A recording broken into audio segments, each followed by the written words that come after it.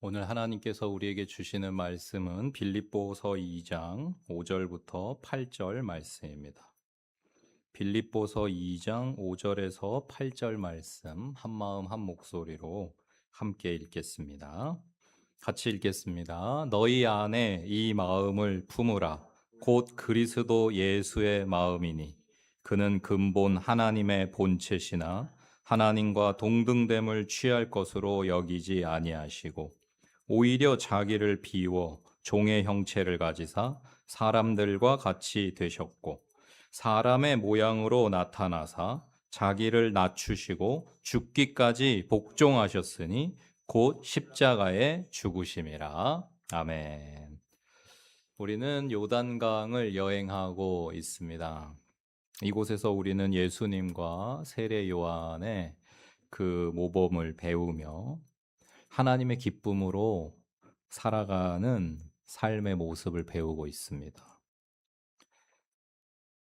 예수님이 세례 요한에게 세례를 받으실 때 하나님께서 기뻐하시면서 하늘로부터 아버지의 음성이 들려왔습니다. 이는 내 사랑하는 자고 내 기뻐하는 자라 말씀하십니다. 예수님은 세례 요한은 그들이 살아낸 그 삶의 풍경이 하나님에게 기쁨이 되었습니다. 우리는 그러한 삶을 꿈꾸며 오늘도 하나님 아버지 앞에 나왔습니다. 세례를 받으심으로 참으로 하나님께 기쁨이 되는 공생의 일을 살아내셨던 예수님과 같이 오늘 이 시간 사모하는 마음으로 예배의 자리에 오신 우리 모두에게 비둘기와 같은 성령 오셔서 하나님의 기쁨으로 살아갈 수 있는 새 힘과 지혜를 주실 줄 믿습니다. 기대하는 마음으로 입을 크게 벌리시고 아버지를 구하실 때에 오늘 은혜가 충만하시기를 축복드립니다. 요한은 자기의 물 세례와 예수님이 베푸실 성령 세례를 비교하여 말했습니다. 물 세례는 주님이 주실 궁극적인 은혜를 위한 준비 단계의 세례라 할 수 있겠습니다. 반면 주님이 주시는 성령 세례는 내적인 변화, 진실한 온전한 존재의 변화를 가져오게 하는 것입니다. 우리가 예수 믿고 교회 와가지고 나 이제 크리스천 되겠다, 예수 믿겠다 해가지고 세례 예식 참여해서 머리에 물 3번 찍어 바른다고 존재가 변화되는 것은 아닙니다. 그것은 준비하는 단계, 정말로 나의 존재를, 나의 내면을, 나의 모든 것이 예수 그리스도와 말씀 앞에 정렬하여질 수 있도록 주님 앞에 이제 결단하고 시인하고 마음을 새롭게 하는 첫 단계, 그것이 바로 이제 물세례라 할 수 있겠고요. 거기에서부터 이제 매일매일의 신실한 주님을 따르는 그 신앙의 삶을 통해, 성화의 과정을 통해 우리는 성령 세례를 누리는 천국의 삶으로 참으로 거듭난 하나님의 자녀로 살아가게 됩니다. 하나님의 은혜로 속사람이 새로워지고 하나님의 능력으로 외적인 표적이 따르게 되는 놀라운 삶을, 새 삶을, 참으로 다시 태어난 것 같은, 저 사람이 내가 알던 그 사람 맞나 싶은 그러한 놀라운 변화를 가능케 하는 것이 예수님께서 우리에게 마음으로부터, 내면으로부터 일으키시는 진정한 세례입니다. 우리는 그것을 성령이 역사하신다, 성령께서 나를 붙드신다, 인도하신다, 보호하신다, 새롭게 하신다라고 표현합니다. 그래서 근원적으로 성령께서 나를 변화시키시는 것이기에 성령 세례라고 하는 것이죠. 성령 세례를 받은 자들은 내적인 변화가 일어납니다. 마음에서부터 무언가가 새로워져요. 그동안 옳다 여겼던 것이 잘못되었음을 깨달을 수도 있고요. 그동안 별로 가치 없게 여겼던 것들이 굉장히 소중하게 느껴질 수도 있고, 돈을 따르던 인생이 반대로 살아가게 되는가 하면은 높아지고 성공하고 이름 내려던 인생이 무명을 꿈꾸며 기꺼이 스스로 제 발로 낮은 곳으로 내려가며 예수님과 갖고 싶다는 꿈을 자꾸만 꾸게 되는 이상한 변화가, 내가 왜 이러지? 알 수 없어요. 성령으로부터 바람처럼 불어오는 변화여서, 내가 내 의지로 스스로를 변화시키는 변화가 아니라서, 와, 지금 하나님이 나를 다스리고 계시는구나. 토기장이가 나를 빚어가고 계시는구나. 성령이 나를 이끄시는구나라고 고백할 수밖에 없는 것이 예수님이 우리에게 주시는 진정한 변화, 천국을 누리게 되는 성령 세례입니다. 이미 물 세례, 성령 세례를 다 통과하신 분들도 있겠고, 또 아직 물 세례 받았지만 성령 세례 과정까지 가지 못하신 분도 계실 수 있고, 또 성령 세례가 이루어졌다고 해도 한순간에 뿅 하고 완전히 예수님처럼 되는 게 아니라 긴 시간을 거쳐서 성화의 과정을 이루어가는 것이기에 계속 현재 진행형인 저와 여러분입니다. 하여튼 중요한 것은 기대해야 된다는 것입니다. 마치 그런 은혜는, 더 깊고 풍성한 은혜는 없는 것처럼 내가 모르고 누리지 못할 뿐인데, 물세례의 은혜에 만족하면서 더 충만한 하나님 나라를 누릴 수 있는 그러한 삶이 있는데, 수준이 있는데, 당연히 교회에서 가르쳐야 될 것이고, 먼저 그렇게 살아가는 사람들을 보고 배울 수 있어야지 되겠고요. 그러한 것들을 사모하고 꿈꾸면서 어제보다 나은 오늘의 나와 타협하지 않고 더 멋진 내일을 꿈꿀 수 있는 그리스도의 장성한 분량에 이르기까지 날마다 한 걸음 한 걸음 주님과 함께 천국을 향하여 나아가는 그러한 은혜가 넘치시기를 축복드립니다. 예수님과 함께 죽고 예수님과 함께 부활하여서 이제는 정말 무엇이 중요하고 소중한지를 깨달아 알아 참으로 하나님의 기쁨으로 살게 되는 것이 세례받은, 변화된, 성경은 그것을 이제 거듭났다라고 하는데요. 마치 엄마 뱃속에서 처음 태어나던 그 탄생의 때부터 모든 것이 극적으로 변화되는 거잖아요. 딱 탄생하는 순간에 모든 것이 달라지잖아요. 그것처럼 예수님을 참으로 믿고 시인하고 고백하여서 성령의 세례를 받게 된다고 하는 그 사건은 정말 모든 것이 새로워지는 그런 놀라운 에덴이 회복되어지는 하나님의 창조의 질서 가운데 들어가게 되고, 그 질서를 깨달아 알게 되고 참된 지혜자로서 성숙된 열매를 맺을 수 있는 그런 존재로 다시 회복되어지는 놀라운 역사가 성령 세례라는 것을 여러분 기억하시면서, 나는 이 정도면 충분해, 난 이 정도 은혜면 만족해가 아니라 더 깊은 은혜, 더 풍성한 성령의 역사를 꿈꾸며 살아가시는 매일이 되시기를 축복드립니다. 오늘도 분명히 예수 믿고 거듭나고 성숙해가고 계시는 예수의 신부들로서 누리신 은혜들과 믿음의 고백들, 찬송이 있으시겠지만 오늘보다 내일은 더 풍성하시기를 축복드립니다. 사단마귀가 하는 짓은 이제 그것을 꿈꾸지 못하게, 그런 것들의 가치를 모르게, 그냥 아직 구원받지 못한, 성령 세례를 받지 못한, 거듭나지 못한 상태에 있는 사람들과 같은 가치관, 같은 목표, 같은 삶의 모습을 가지고 살아가라고 계속 우리를 눈멀게 하고 귀를 멀게 하고 입을 닫게 하려고 하지만은, 우리가 이렇게 열심히 성실하게 예배하며 예배의 자리를 지키며 아버지의 말씀 앞에 서면서 진리의 말씀, 성령의 보호하심이 나를 지켜준다는 것을 기대하고 신뢰하면서 살아가실 때에 사단 마귀에게 잡아먹히고 패배하고 그런 것이 아니라 오히려 사단의 나라를 허물고 예수의 이름으로 물리쳐 쫓을 수 있는 성령의 일꾼들이 다 되실 줄 믿고 축복드립니다. 물 세례와 성령 세례의 순서는 원론적으로 보면 사역자가 물로 세례를 베풀 때 하나님이 성령으로 세례를 주신다라고 하는 것이 기본 공식이죠. 하지만 이것이 꼭 순서대로 일어나는 것은 아니고요.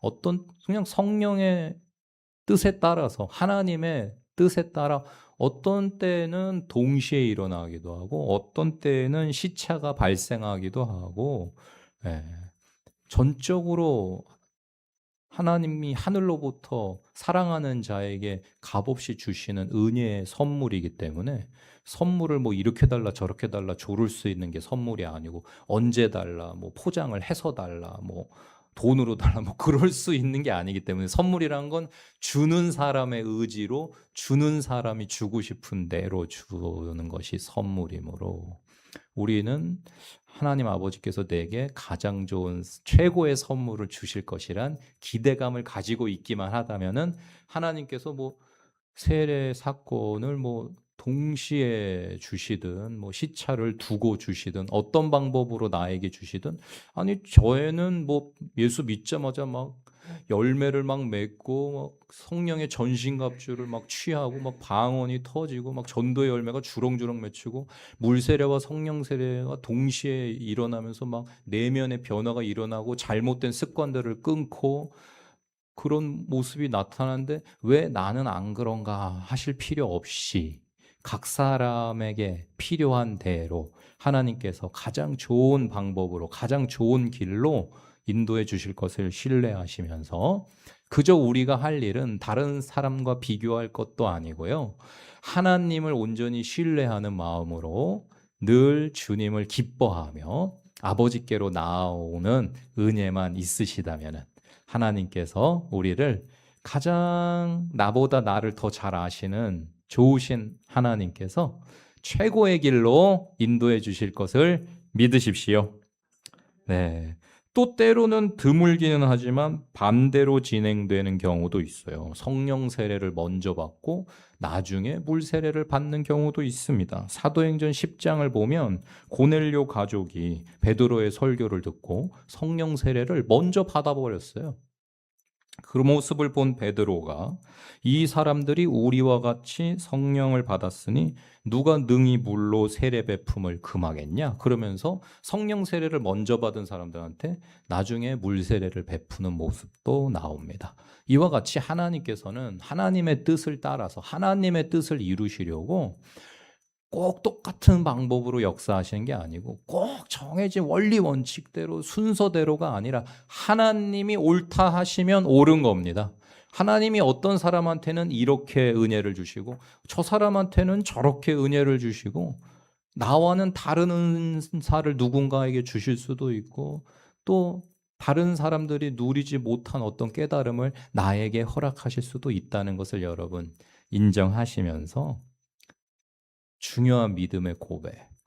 하나님은 나에게 가장 좋은 것을 선물하신다라고 하는 그 마음만 있다면 어떤 상황 가운데에서도 비교하며 스스로 지옥에 빠질 필요가 없이 주님이 주시는 천국을 누릴 수 있는 줄 믿습니다.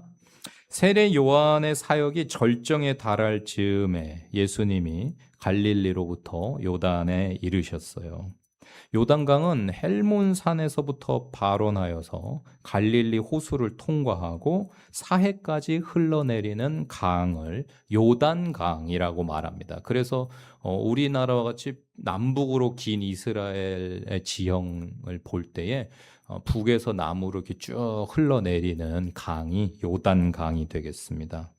지금 현재 우리가 뭐 구글링을 하면 요단강에 물이 얼마 없다고 해서 2000년 전에도 그랬다고 생각을 해서는 안 됩니다.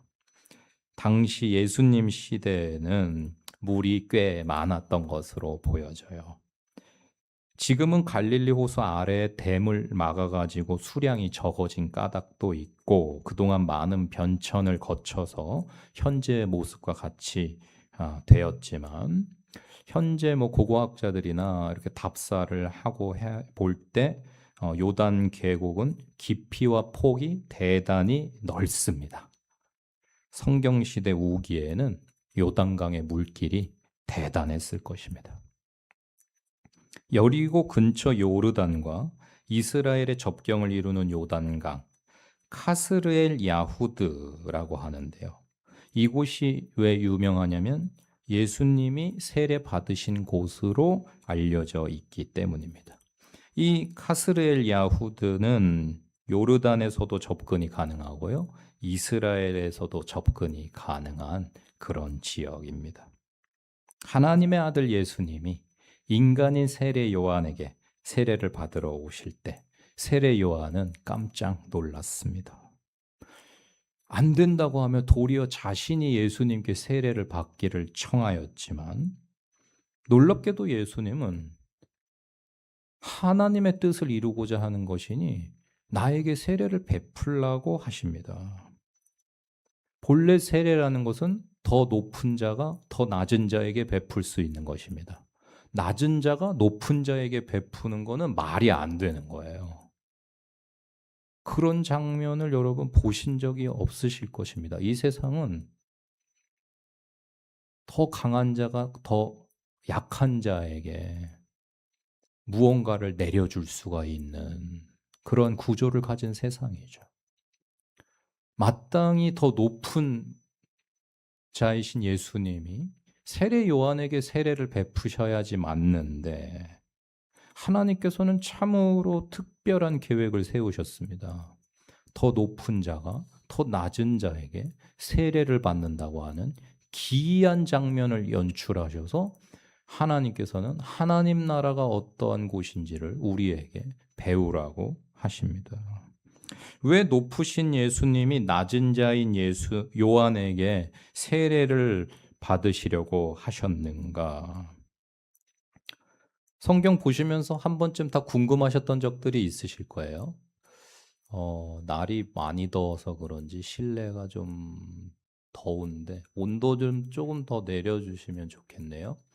너무 더워서 안 내려가는 건지 모르겠지만은 더우신 분들은 주변에 있는 선풍기도 켜시고요. 도대체 왜 이런 장면이 역사 속에 펼쳐졌을까? 지극히 높으신 예수님이 왜 인간에게 굳이 뭐 세례를 받으셔야지만 공생에 승리하시는가? 그렇지 않지 않습니까? 뭐 인간 세례 요한한테 세례를 안 받는다고, 물 세례를 안 받는다고 뭐 성령님이 예수님하고 함께 안 하시겠어요? 사실은 뭐 저거 그냥 뭐 겸손한 척 보여주려는 퍼포먼스 아니야? 뭐 이렇게 생각할 수도 있습니다. 근데 굳이 왜 그런 장면을 우리를 위해 연출하셨는가? 지극히 높으신 존재께서 지극히 하찮은 인간에게 머리를 숙이셨는가? 박완서 작가님도 성경을 읽으시다가 이 굳이 예수님이 세례 요한에게 세례받겠다고 머리를 드미시는 모습을 보면서 이상한 느낌을 받으셨다고 합니다. 그러면서 이렇게 글을 적으셨어요. 이상하지 않습니까?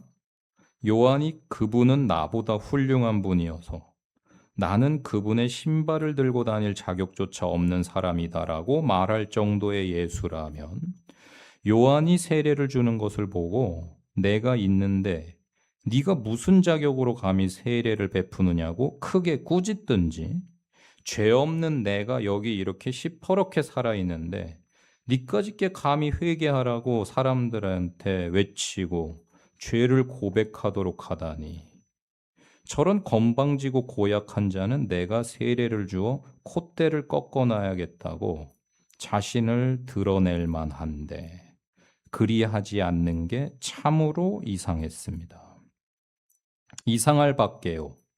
우리는 동네 유지만 돼도 벌써 동사무소에 가면 줄 서서 기다리는 대신 누군가가 굽실대며 남보다 일을 먼저 처리해 주기를 바라고 국회의원 정도 되면 공항에서 출입국 절차나 세관 검사를 누군가 알아서 보통 사람보다 신속하게 대행해 주기를 바랍니다.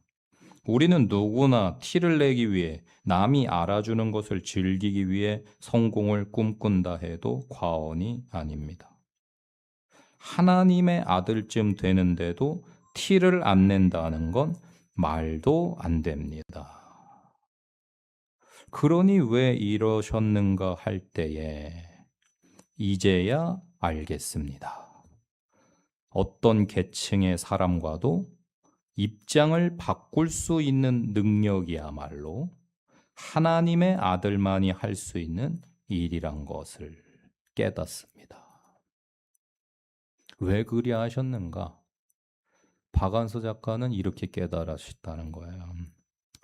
어떤 계층의 사람과도 입장을 바꿀 수 있는 능력, 그 삶을 오롯이 이해하고 헤아릴 수 있는 능력, 지극히 낮은 곳까지 내려갈 수 있는 그것이야말로 진정 높은 자만이, 진정 위대한 자만이, 하나님의 아들만이 할 수 있는 일이구나. 실제로 우리나라에서도 종종 일어나죠. 국회의원이란 어떤 큰 권세를 가지고 있다는 사람들이 자신을 알아보지 못했다고 막 구두를 던지고 창고에 있던 서류 뭉치를 막 집어 던지고 창고 안에 들어가서 그 동사무소, 요즘은 동사무소라고 안 하지만 여직원 머리채 잡고 막 폭행한 사건도 우리나라의 역사 속에 분명히 있었던 일입니다. 내가 누군데 감히 못 알아보냐고 말이죠. 그것이 가만 내버려두면 인간이 저절로 살아내는 삶의 모습이라고 할 때에 인정받으려고 하고 높아지려고 하고 이기적이고 교만할 수밖에 없는 참으로 연약한 존재가 인간이라고 할 때에 박완서 작가의 말처럼 예수님이 한낱 인간에 불과한 요한에게 세례를 받으시면서 우리에게 가르치고자 하셨던 것은 하나님이 참으로 기대하시는 하나님의 자녀인 저와 여러분의 모습이 어떠한가를 몸소 보여주신 줄 믿습니다. 하나님은 인간을 창조하시고 보시기에 참 좋다고 하셨어요.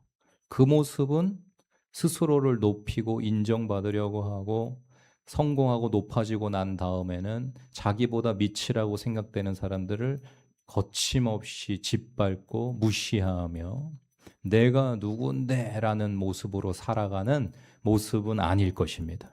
하나님이 창조하시고서 야, 보기 참 좋구나라고 하신 인간의 모습은 예수님이 우리에게 보여주신 것처럼 어떤 사람의 입장과도 능히 바꿀 수 있는, 어디까지라도 내려갈 수 있는, 바꿔서 표현하면 누구라도 사랑할 수 있는 그 복종과 겸비함이 하나님이 보실 때, 야, 참 보기 좋구나라고 하는, 하나님이 인간이 되어 내려오신 정도로는 우리가 평생 죽어도 그렇게는 우리가 겸양을 가질 수 없겠지만은, 겸허를 가질 수 없겠지만, 내려놓음을, 비움을 우리가 가질 수 없겠지만, 하나님이 하나님됨을 버리시고 피조물이 되신 정도의 그런 내려옴을, 낮아짐을, 비움을 우리는 흉내도 낼 수가 없겠지만 그래도 죽는 순간까지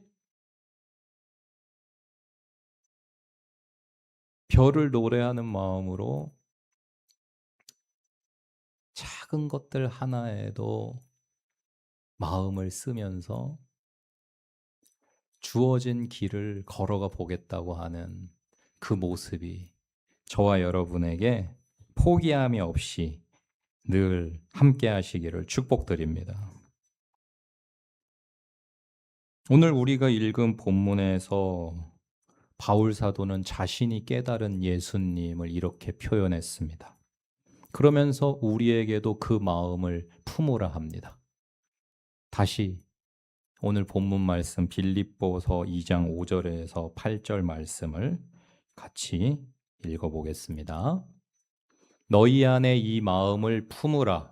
곧 그리스도 예수의 마음이니 그는 근본 하나님의 본체시나 하나님과 동등됨을 취할 것으로 여기지 아니하시고 오히려 자기를 비워 종의 형체를 가지사 사람들과 같이 되셨고 사람의 모양으로 나타나사 자기를 낮추시고 죽기까지 복종하셨으니 곧 십자가에 죽으심이라. 아멘. 이것이 예수님이 우리에게 가르치고자 하신 하나님이 기뻐하시는 자녀된 사람의 모습입니다. 세례 요한도 그 예수님의 오실 길을 예비해야 하는, 예수님과 거진 비슷한 삶을 살아내라는 사명을 받은 사람이었기에 결코 교만하지 않기 위해 일생 힘썼으며 언제나 자신이 누릴 수 있는 모든 자리를, 모든 것들을 예수님께 내어드리고 자신은 비켜 서려고 했던 사람, 참으로 우리가 닮아야 할 이유가 분명한 세례 요한입니다. 마태복음 3장 14절에서 요한은 예수님께 이렇게 말했습니다. 요한이 말려 이르되 내가 당신에게서 세례를 받아야 할 터인데 당신이 내게로 오시나이까. 만약에 우리라면 어떻게 했을까요? 예수라고 하는 굉장한 존재가 나에게 세례를 받으러 온다고 하면 그건 무슨 말이에요? 요즘 우리 식으로 하면은 인생에 3번만 찾아온다는 기회 중에 기회 아니겠어요? 이제 저 사람한테 세례 준 사람만 딱 되면은 내가 예수한테 세례 베푼 사람이야 이러면은요, 예를 들어서 뭐 목회라고 하죠. 목사라고. 그럼 만약에 예수님한테 세례 베푼 목사야, 그러면은 이제 뭐 가만히 있어도 저 교회가 예수님한테 세례 준 목사가 있는 교회라면서, 그러면서 뭐 사람들이 구름대처럼 올 거고요. 뭐 돈방석에 앉을 것이고 뭐 여기저기서 불러대고 인기와 영화를 누릴 수 있게 되겠죠. 주저없이 세례를 베풀 것입니다. 이야, 드디어 하나님이 나를 사랑하셔서 내 인생에도 기회를 주시는구나. 내 인생이 이제 역전이다. 예수님한테 얼른 세례를 드리고 부귀영화를, 성공을 즐기며 하나님이 복을 주셨다고 그러겠죠. 그러나 세례 요한은 그렇게 하지 않았습니다. 수많은 사람들이 자신에게 세례를 받으러 나오고 있는 사람이었지만 이미 예수께서 세례를 받으러 오셨을 때에 제가 예수님에게 세례를 받아야 됩니다. 세례 요한도 예수님도 자신의 권리를 주장하는 것이 아니라 이미 가지고 있는 인지도와 내가 어떤 사람인데라는 것을 주장하는 것이 아니고요. 내가 이것을 하면은 앞으로 어떻게 될까, 어떻게 성공할까, 높아질까, 누리게 될까가 아니라 하나님이 하늘로부터 가르쳐 주시는 가장 기뻐하시는 모습, 겸손의 모습을 잃지 않으려고 하는 것이 우리가 요단강에서 반드시 배워야 하는 하나님이 기뻐하시는 모습입니다. 예수님께서 겸손하게 말씀하십니다. 허락해다오.